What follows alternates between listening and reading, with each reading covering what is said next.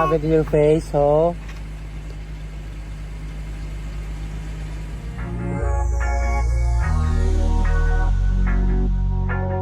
Don't have it in your face, oh.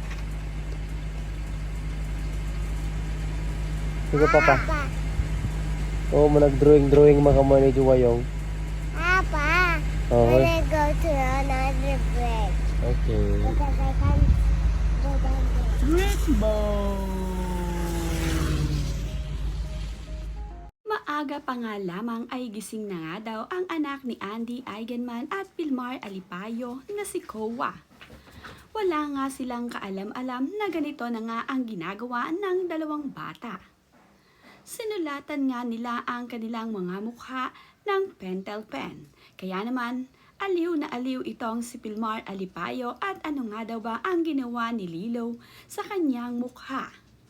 Pati nga ang kanyang bunsong kapatid na si Kowa ay mayroon din palang mga sulat ang mukha nito. Ito nga ay makikita sa bidyong ibinahagi ni Vilmar Alipayo sa kanyang social media. Nakakatuwa naman ngang pagmasdan ang cute na si Kowa kahit pa mayroong sulat ang kanilang mga mukha.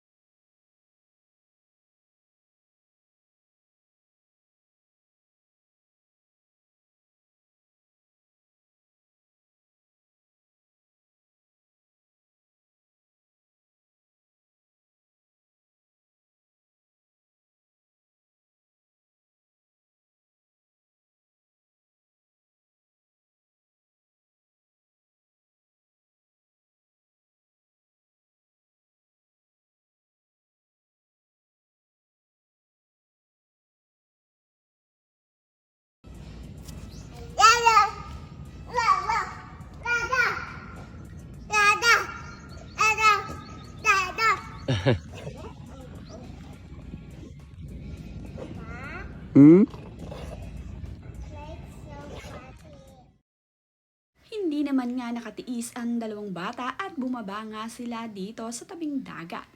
Dito nga ay naglaro ang magkapatid na sina Lilo at Kowa.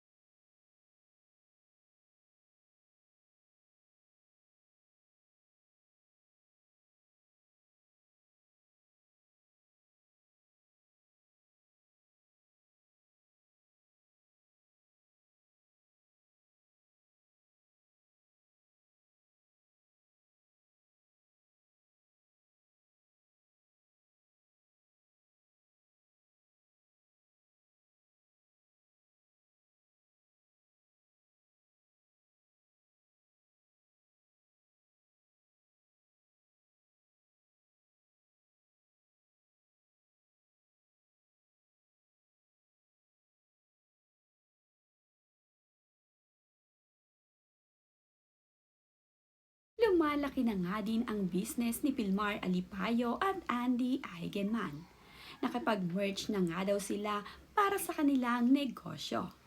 Nakakatuwa naman nga na ang kanyang mga model ay itong mga kaibigan nila at mga bang boys din. Nakasama nga din dito ang anak na lalaki ni Pilmar Alipayo na si Kuya Toby.